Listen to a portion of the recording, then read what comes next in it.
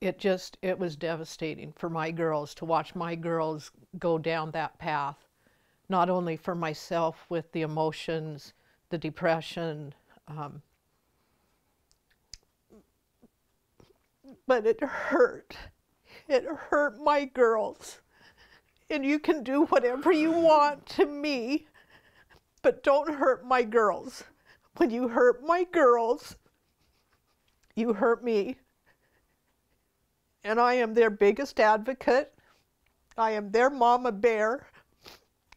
And nobody's going to hurt my girls ever again.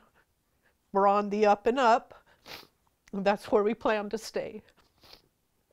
Cindy Flowers and her two daughters, Heather and Heidi, are well known in the Wenatchee Valley.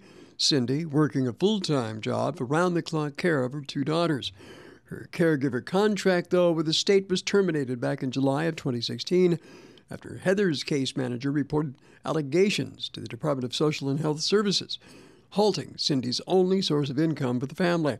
Now, the allegations were ultimately appealed, but Flowers says she feels the state is still working from the old allegations, setting up roadblocks, slowing the process to restore care.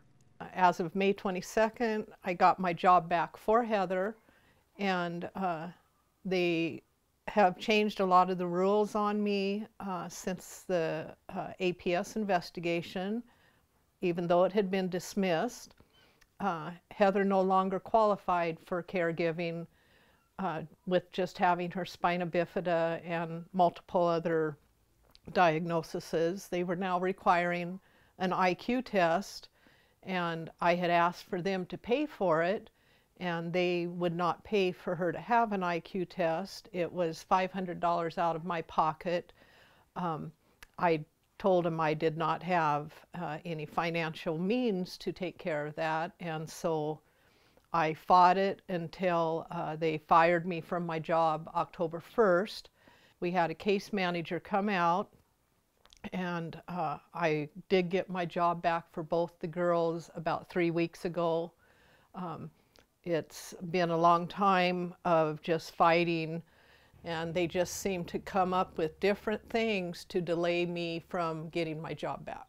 Besides the financial nightmare, Flowers said she's also lost trust in the system. I went forward with filing bankruptcy with an attorney here in town, which took us to Moses Lake because they do not do the bankruptcies any longer in our county.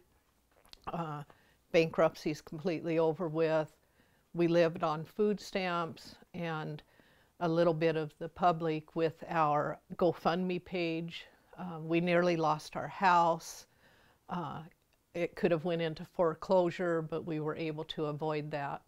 You know, I've learned that there's a big difference between a mother taking care of her daughters and a state-paid caregiver taking care of state clients.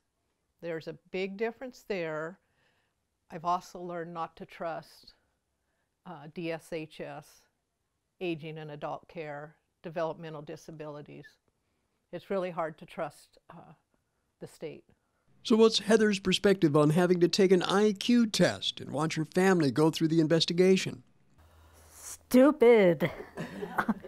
They make you think you're dumb, and it just doesn't make you feel very well. I think it's horrible. I mean, it hurt, and I'm just glad it's done, and I couldn't be more happy. Flowers said this holiday season, though, will be a special one for her family's household. Thanksgiving's coming just around the corner. You still see our Christmas tree where time stood still last year. And this will be such a good Christmas. We've got a lot to be thankful for. As far as what's next, Flowers said she's working with an attorney to take possible legal action against the state's Adult Protective Services for wrongful investigation. Steve Hare, NCW Life News.